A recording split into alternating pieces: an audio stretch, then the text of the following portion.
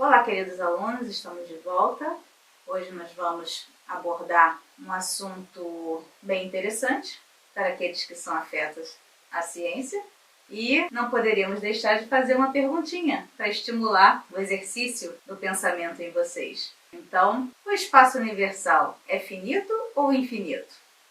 Vão pensando que no decorrer da aula nós vamos desvendar essa questão. E não esqueçam de se inscrever no nosso canal, ativando o sinozinho, que são as notificações, para que vocês possam estar sempre atualizados e acompanhar esse trabalho que nós reputamos ser de infinita importância, não só para nós, mas para todos aqueles que desejam compreender as verdades que estão sendo descortinadas por essa doutrina, cujo convite é a nossa transformação através da compreensão. E se gostarem, dê um like nos nossos vídeos.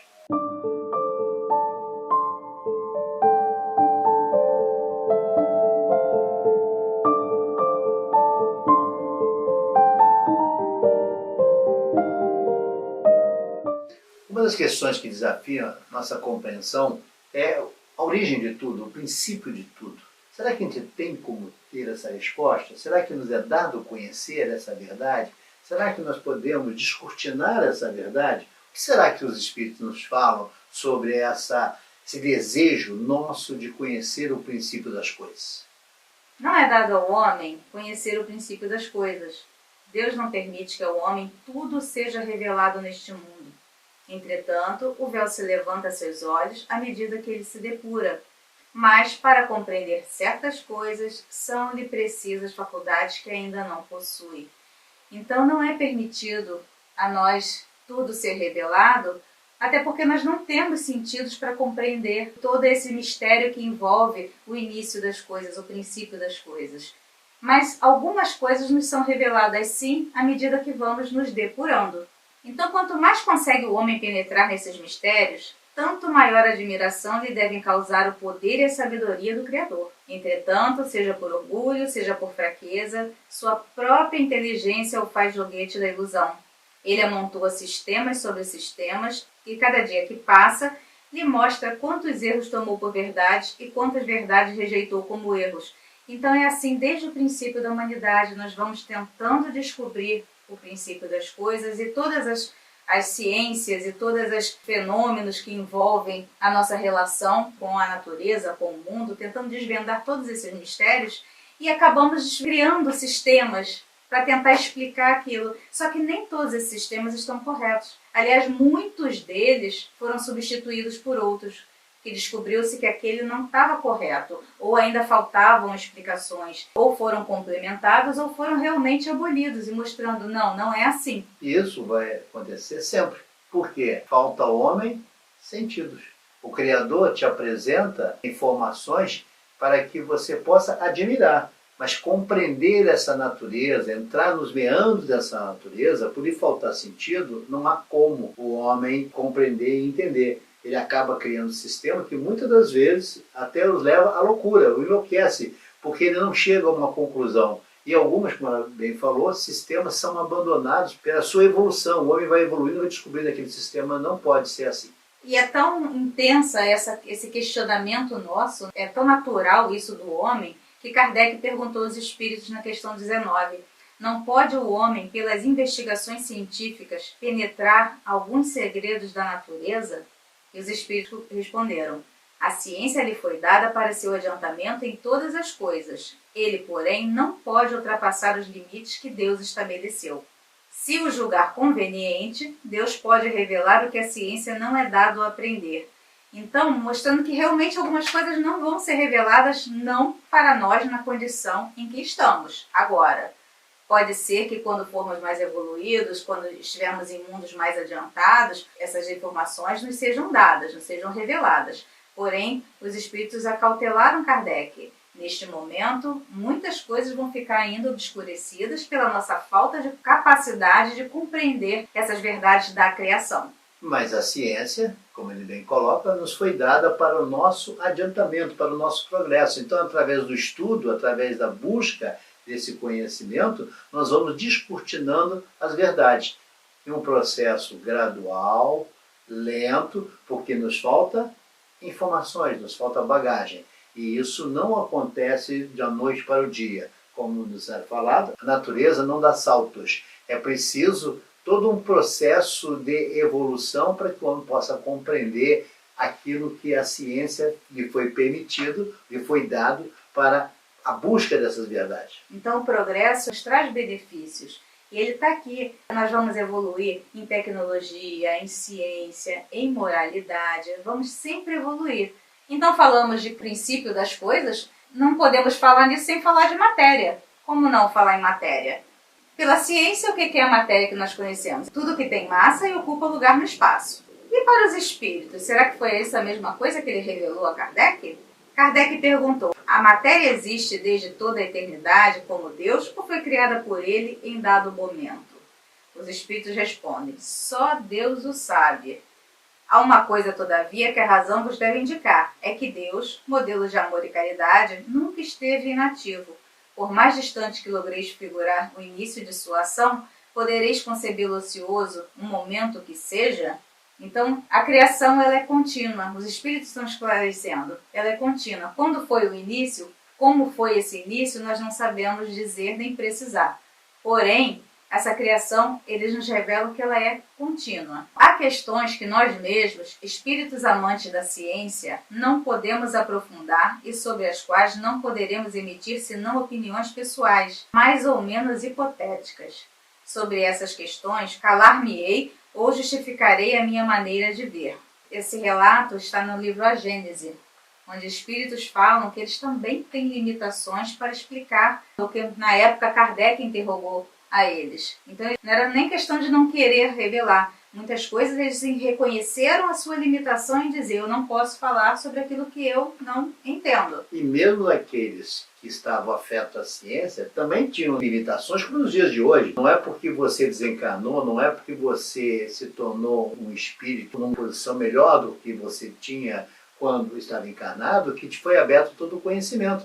Então o conhecimento dos espíritos também tem limitação de acordo com a sua graduação. Então essa ideia de o espírito sabe tudo, não, o espírito não sabe tudo. Ele tem limitações.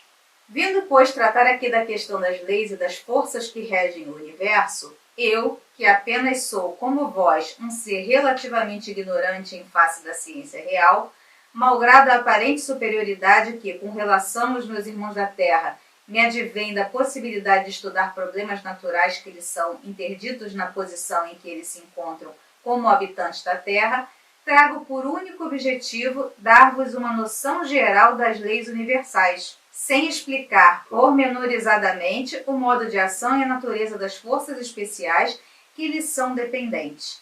Então ele veio para Kardec dar uma visão geral. Ele não veio explicar os pormenores, até porque também lhe falta essa capacidade. Então a gente observa que há uma humildade no declarar esse conhecimento.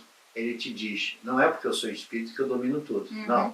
Muitas das vezes é mais uma opinião do que efetivamente um conhecer profundo dessa natureza. Então os espíritos têm essa preocupação de não trazer para si a titularidade do conhecimento. Ele tem limitações. E aí vocês podem estar se perguntando, mas se ele não conhecia tudo, por que ele veio ensinar a Kardec? Não é porque ele também não conhece tudo que o que ele já aprendeu ele também não possa ensinar.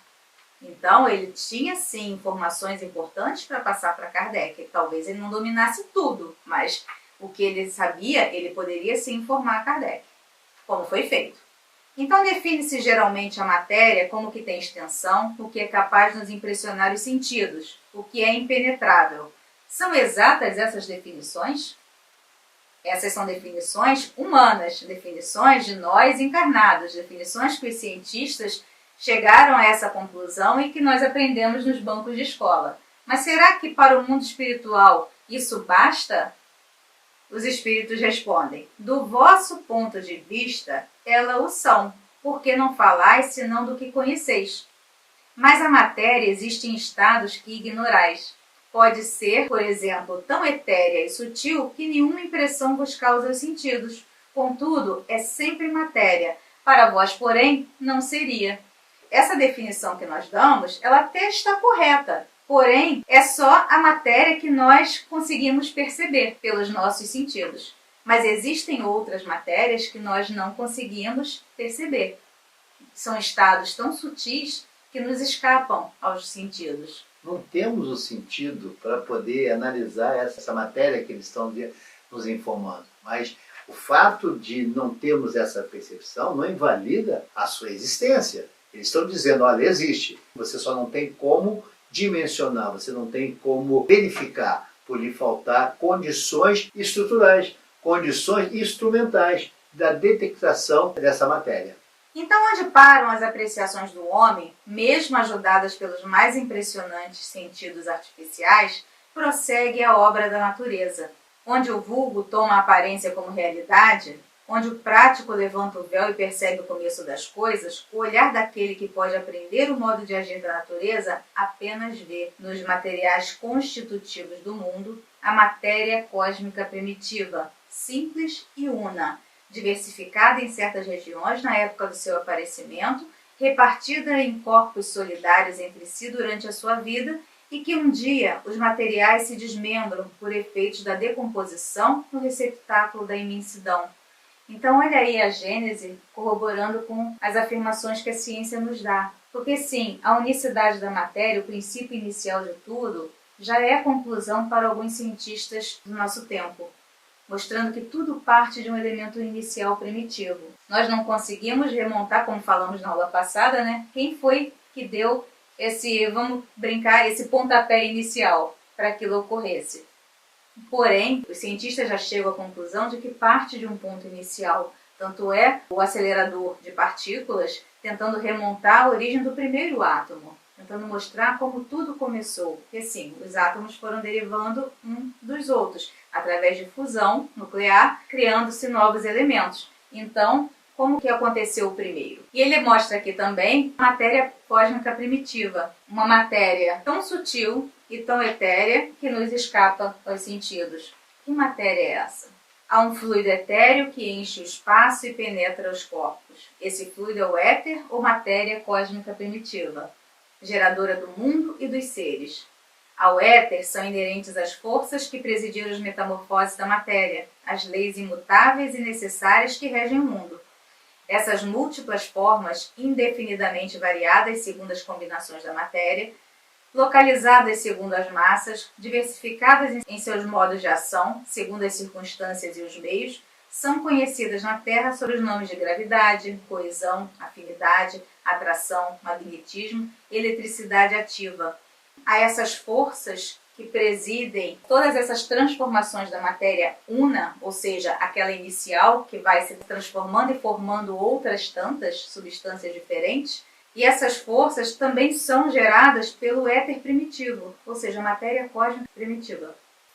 Então falamos que existem tantas matérias que nos escapam aos sentidos, e aquelas que nós realmente percebemos, como nós vemos? Vamos dar só uma pincelada para a gente poder entender o que a gente não vê.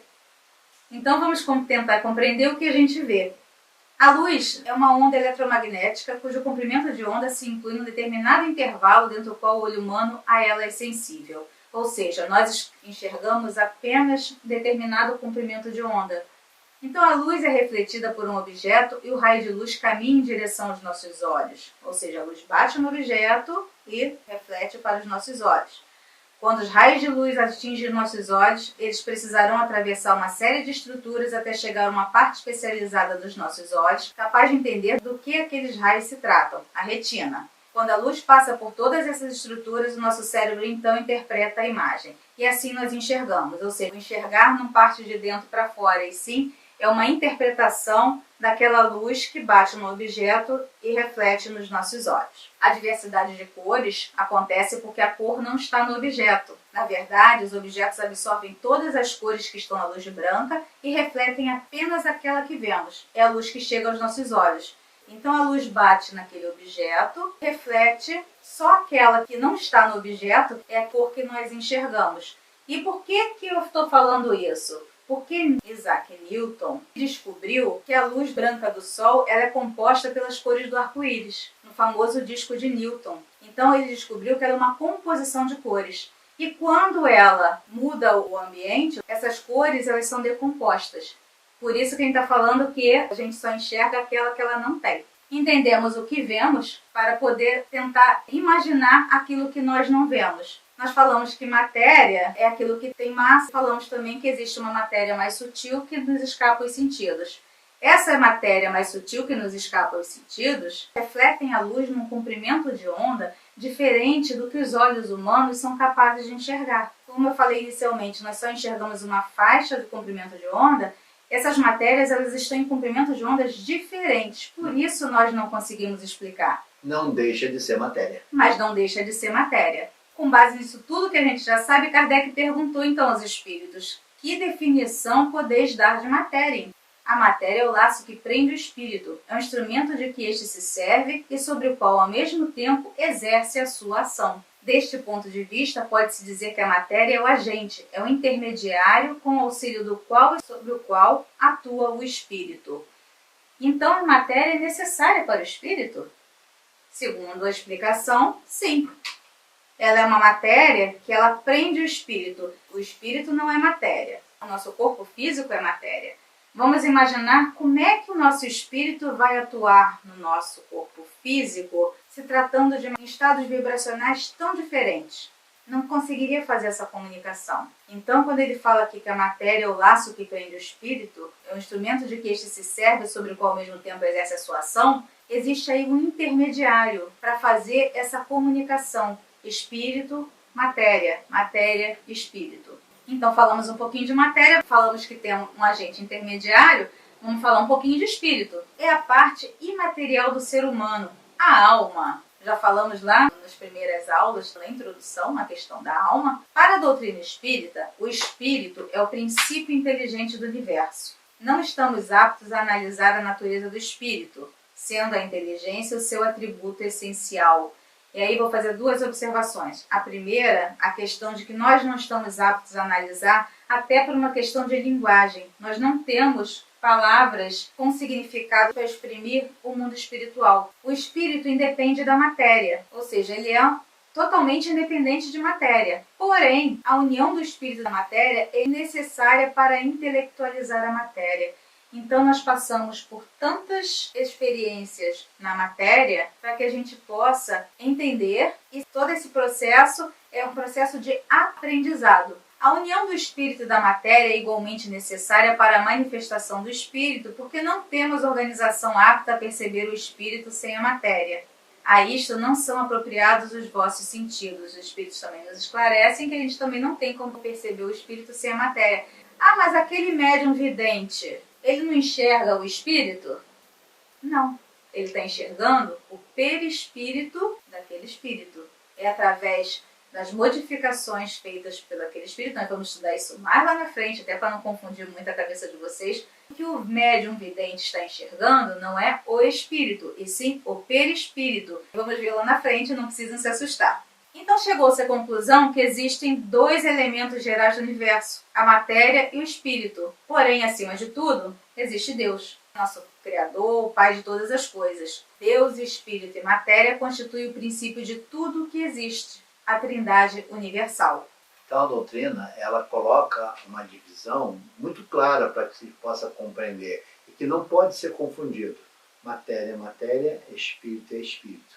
Não há discussão. Então existe Deus, espírito e matéria, mas ao elemento material tem que se juntar o fluido universal, que desempenha o papel de intermediário entre o espírito e a matéria propriamente dita, por demais grosseira para que o espírito possa exercer ação sobre ela. Estamos falando daqui do perispírito. Também vamos estudar isso mais à frente. O perispírito é uma modificação do fluido cósmico universal, com essa função de fazer essa comunicação entre o espírito e o corpo físico.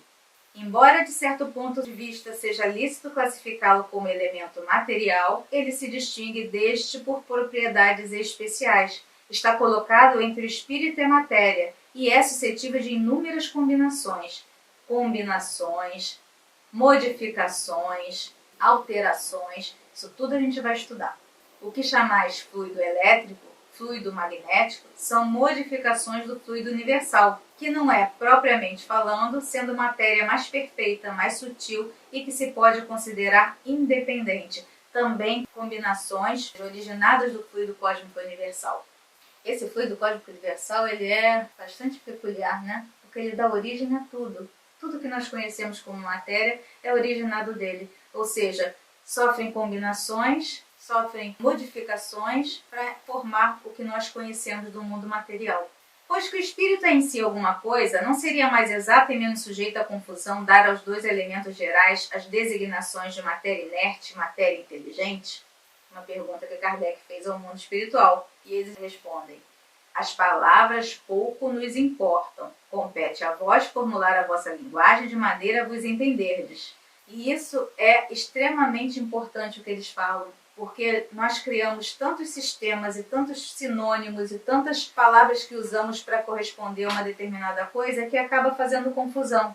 E aí interpretações equivocadas acontecem. Isso é muito preocupante. Então os espíritos já alertaram lá no início, na introdução, quando falaram para a gente tomar cuidado com as palavras que a gente iria atribuir a certas coisas, para que a gente não se confundisse. Uma língua perfeita, em que cada ideia fosse expressa por um termo próprio, evitaria muitas discussões. Com uma palavra para cada coisa, todos se entenderiam. Olha o alerta que ele nos dá, para que a gente tome cuidado com as nossas palavras, ou seja, com os termos que a gente vai utilizar para definir as coisas. Por isso que ele deixou muito à vontade ao leitor, ao seguidor, que chame do jeito que quiser. Quer chamar de matéria inerte? Você entende isso? Legal. E matéria inteligente é espírito? Ok.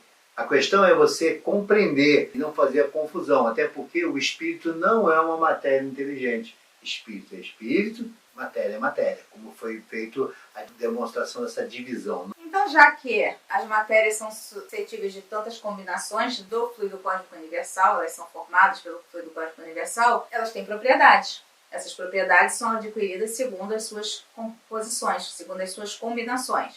E se pergunta se a ponderabilidade é um atributo essencial da matéria. Os espíritos respondem que da matéria como a entendeis, sim. Ou seja, da matéria que a gente é capaz de ver, de perceber, sim. Porém, da matéria considerada fluido universal, não. Porque nós não temos capacidade nem de percebê-la, muito menos de medi-la. Então, a matéria etérea e sutil que constitui esse fluido vos é imponderável. Nem por isso, entretanto, deixa de ser o princípio da vossa matéria pesada. Não é porque ela é imponderável que ela não vai se transformando e gerando, inclusive, a matéria do nosso mundo, ou seja, aquilo tudo que nos cerca. A matéria é formada de um só elemento primitivo. Os corpos que considerais simples não são verdadeiros elementos, são transformações da matéria primitiva. Suas diversas propriedades são devidas às modificações que as moléculas elementares sofrem por efeito de sua união em certas circunstâncias. Os sabores, os odores, as cores, o som, as qualidades venenosas ou salutares dos corpos não passam de modificações de uma única substância primitiva e que só existem devido à disposição dos órgãos destinados a percebê-las. Opa, então essas propriedades têm a ver com os nossos sentidos. Ou seja, nós é que percebemos daquela forma. Elas se agregam de determinadas formas para que nossos sentidos possam percebê-las diferentes. A demonstração deste princípio se encontra no fato de que nem todos percebemos as qualidades dos corpos da mesma maneira. Enquanto uma coisa agrada ao gosto de um, para outro é detestável.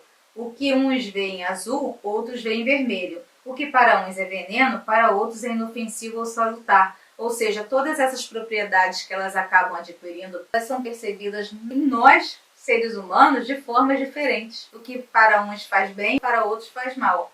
Então, a mesma matéria elementar é suscetível de experimentar todas as modificações e adquirir todas as propriedades. Ou seja, tudo está em tudo. Corroborando com esse posicionamento dos espíritos, o espírito André Luiz elucida que no fluido cósmico, entendido como sendo o plasma divino, hausto do Criador ou força nervosa de todo sábio, vibram e vivem constelações e sóis, mundos e seres, como peixes no oceano. Nessa substância original, ao influxo do próprio Senhor Supremo, operam as inteligências divinas a ele agregadas, em processo de comunhão indescritível, extraindo desse hálito espiritual os celeiros da energia com que constroem os sistemas da imensidade, em serviço de cocriação em plano maior, de conformidade com os desígnios do Todo Misericordioso, que faz delas agentes orientadores da criação excelsa, ou seja, tudo está em tudo. Todos nós estamos mergulhados nesse fluido cósmico universal que nós não percebemos, porém ali ele está. E aí, com tudo isso que os espíritos esclareceram, Kardec também perguntou a eles: então não parece que essa teoria dá razão aos que não admitem na matéria senão duas propriedades essenciais, a força e o movimento, entendendo que todas as demais propriedades não passam de efeitos secundários que variam conforme a intensidade da força e a direção do movimento? E eles dizem que sim, que é acertada essa opinião, faltando somente acrescentar conforme a disposição das moléculas, como mostra, por exemplo, um corpo opaco que pode tornar-se transparente e vice-versa. Ou seja, uma mesma molécula, de acordo com o ambiente em que ela se encontra, ela se rearranja de forma diferente, dando a ela propriedades diferentes. E por isso que ele fala aqui que um corpo opaco pode se mostrar transparente e vice-versa, dependendo do meio onde ele está. Complicado entender isso, né? Para quem não é afeto à ciência, sim, mas vale o esforço. Então ele continua indagando se as moléculas têm forma determinada. Certamente as moléculas têm uma forma, porém não sois capazes de apreciá-la. Isso naquela época. Hoje nós temos microscópios de altíssima resolução e que nos mostram, sim, inclusive reações químicas, não só as moléculas em si, mas também reações. Essa forma é constante nas moléculas elementares primitivas, variável a das moléculas secundárias, que mais não são do que aglomerações das primeiras, porque o que chamais molécula ainda longe está da molécula elementar. Então, realmente conhecer o princípio das coisas é bem complicado. Respondendo à pergunta que fizemos lá no início da aula, o espaço universal é finito ou infinito? Os espíritos dizem que é infinito e que não é na pequenina esfera em que nos encontramos que poderemos compreendê-lo. Ou seja, nós somos assim, pequenininhos, para compreender essa imensidão, toda essa criação divina. Buscamos, sim, através das nossas capacidades, através da ciência que está aqui para nos ajudar a compreender, entender um pouquinho de como funcionam as coisas, mas ainda estamos longe de entender essa criação. Então, supondo-se um limite ao espaço, por mais distante que a imaginação coloque, a razão diz que além desse limite, alguma coisa há, e assim gradativamente, até o infinito. Porquanto, embora essa alguma coisa fosse o vazio absoluto, ainda seria espaço. O universo é tudo que existe fisicamente, a soma do espaço e do tempo e as mais variadas formas da matéria, como planetas, estrelas, galáxias e os componentes do espaço intergaláctico. O termo universo pode ser usado em sentidos contextuais ligeiramente diferentes, denotando conceitos como cosmo, mundo ou natureza, fazendo uma observação, porque essa é uma definição nossa, do mundo da matéria, e como universo quer dizer várias coisas diferentes. Então, até nisso, a gente tem que tomar cuidado com essas expressões que nós usamos. E aí, como ele diz que, embora alguma coisa fosse o vazio absoluto, ainda seria o espaço, ele está nos dizendo que o vácuo absoluto não existe. Que o vácuo absoluto parece vazio, porém está ocupado de matéria que nos escapa aos sentidos. Ou seja, parece para nós, encarnados, que ali não existe nada. Porém, existe sim uma matéria sutil que nos escapa aos sentidos. O vácuo ideal ou perfeito seria uma região do espaço onde houvesse total ausência de matéria. No entanto, na prática, o vácuo perfeito não existe. Sabemos que essa aula é um pouco complexa, porque trata de muita ciência, mas os espíritos eles não se abstiveram de falar de tudo que pudesse agregar conhecimento para a gente. Então, eles também entraram nessa seara da ciência, claro, com limitações nossas e deles também, porém tentando esclarecer um pouco das nossas indagações, um pouco daquilo que ainda está inebriado ainda no nosso conhecimento, na nossa capacidade de entender o mundo que nos cerca.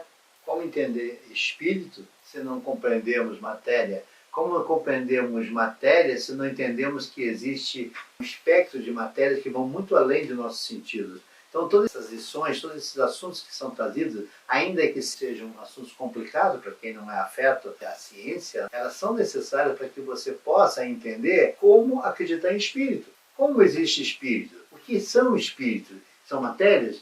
O que é isso? Então, todas essas questões, como você bem coloca, são necessárias à nossa compreensão. Vai te formar um doutor em ciência? Não. Ela vai te dar a solidez de compreender a existência de matérias, a existência de espíritos, a existência de matéria que algumas vezes são nos apresentadas de forma tão sutis, que é matéria que não é nada de extraordinário, que não existe nada de fenômeno ali, e sim uma materialização da matéria, né? Se podemos dizer isso, porque vai te fazer perceber algo que os teus sentidos não estão aptos a perceber, porém, com rearranjos do mundo espiritual, vai te permitir conhecer essa matéria e te dar conhecer algo que extrapolava muito a tua percepção. É para isso que se estuda a ciência, é por isso que Kardec, o mundo espiritual, nos apresenta de uma forma assim, muito pincelada essa ciência, ainda que complexa para a nossa compreensão, mas se faz necessário esse conhecimento para que você possa efetivamente entender.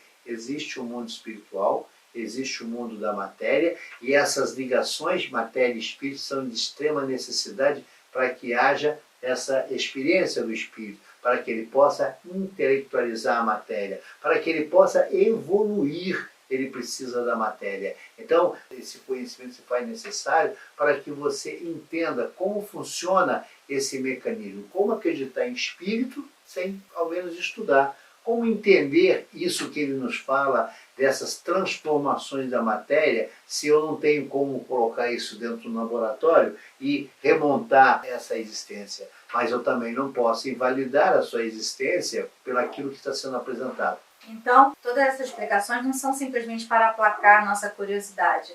Elas têm também um fundamento para que a gente possa entender outras noções que vão ser dadas mais à frente e que vão ter por base essas explicações dadas agora. Por isso é importante conhecermos que existe a matéria, que existe o espírito e que existem matérias intermediárias nesse universo. Esperamos ter elucidado algumas dessas explicações e vamos continuar ainda falando um pouquinho disso nas próximas aulas. Até o nosso próximo encontro!